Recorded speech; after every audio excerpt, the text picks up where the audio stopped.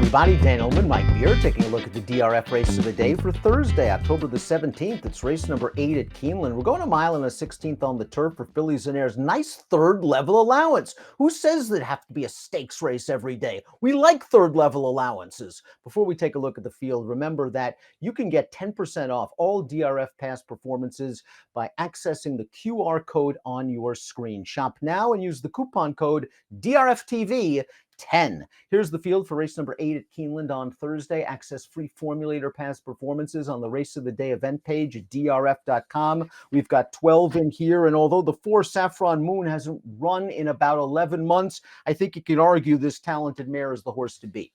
Yeah, I think you could too against this field. Maybe Chad has found a pretty cozy spot to bring her back off the layoff. And Dan, and more than anything else, Chad Brown off of layoffs, don't really have to worry about it. We'll throw up the Timeform US pace projector. Timeform US believes this pace could get hot. The one Tequilera has shown some early speed and is stretching out in distance from the inside post. You got to figure from that perspective, she's going to want to get forward. The 6 Samay has also shown some sprint speed in the past and figures up close to the pace. Timeform US also has the 12 She's Looking Lucky, who went to the front 2 starts back in a stakes race at Ellis Park, up and on the lead. Heavenly Appointed, the 2, however, Mike, has the fastest Timeform US late pace rating and can move forward second off of a pretty strong layoff. Yeah, she can. I mean, she's a horse who really never shows speed in her races. She likes to just sort of sit back and make one run.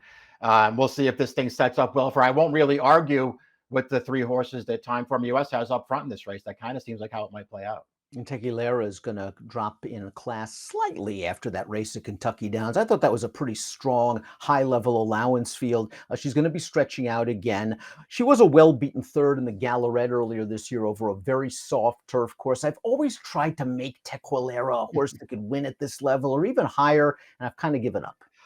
Yeah, we kind of look at her the same way. I've sort of had pretty high hopes for her early on. I guess it never really panned out for her. This is her Kentucky Downs race. Most recently, it's a cutback, Dan, but the 6.5 does play longer. She's just never a real threat here. She's second basically all the way around the track. The winner is in front all the way around the track.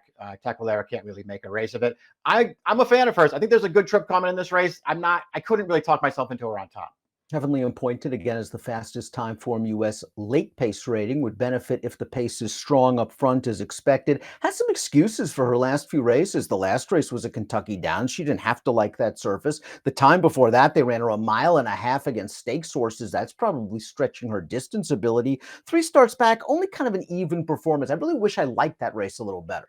Yeah, me too, especially since she was that was not only on this turf course, Dan, but she was coming into that race in really good form. And it felt like she was just sort of ready to take on some better horses. And as it turns out, she was just never a real factor in there. I still feel like there's a chance she moves forward at some point. I hate her running style, but maybe this race will set up well for her. I was really hoping to see the 3 Mohawk Trail a little bit more in 2024. She did some good things at Woodbine last year as a 3-year-old filly, winning the Grade 3 Ontario Colleen, going a 1-turn mile. But she's only started twice this year, and not since this race, way back in March. This is the Distaff Turf at Tampa Bay Downs for Florida breds, and Mohawk Trail I thought ran just fine. It's going to get to the outside and really come with a strong kick the final 16th of a mile to just miss. This filly does have some ability, but we're going to have to deal with a layoff. Yeah, it's a long layoff for her too. I like this performance though. She makes up a lot of ground in this race. Maybe just got out into the clear a little bit too late there.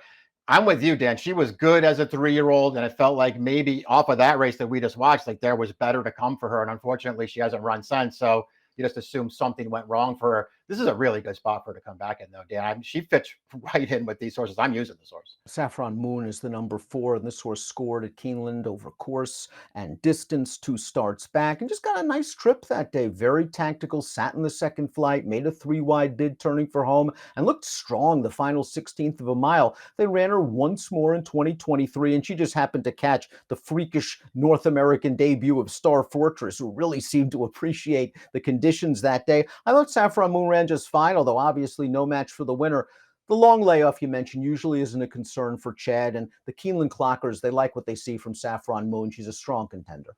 Yeah, Chad's one of the guys that you don't really worry too much about it when he brings horses back from layoffs like this. And you're right, Dan. I mean, the Cardinal, not a bad performance. She just, for whatever reason, Star Fortress just was out of her mind that day and blew that field out with a 104 buyer. I thought her win here last October just a really, really strong performance. That was not that was a pretty good field, Dan. She just flat overpowered those horses. Blissful is the number 5. I thought all in all, she's had a pretty good trip in her most recent race at Saratoga, tracking the pace and saving a little bit of ground. Just didn't fire in the stretch, but I wonder if maybe just the pace wasn't there for her that day. In a spot like this, perhaps she could hang back and make more of a one-run kick as she did at the fairgrounds in a successful race earlier this year.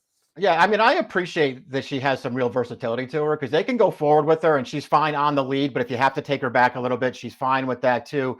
I really appreciate that about her.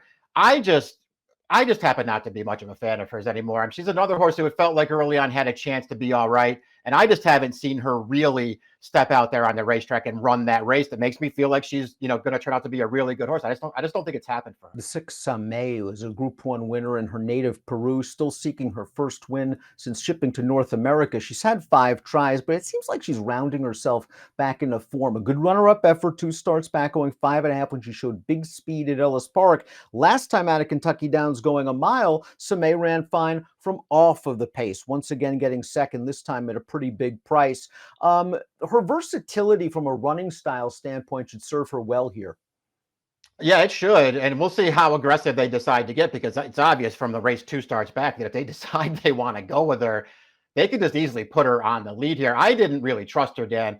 Is she moving forward, sort of step by step? Yeah, I guess she is. I still don't think she's run a race yet that's going to beat this field. The 7 Elounda Queen was a Group 3 winner in France last year, another horse that just hasn't put it together since shipping to North America. She ran the Noble Damsel last time out in New York, and I think that sort of competition, especially when there's no pace for her to attack, is just a little bit too tough for her. 2 starts back, I thought she ran sneaky well at Saratoga. I'm interested in your thoughts on that race because she kind of found herself far back early, and she was running a little bit at the end.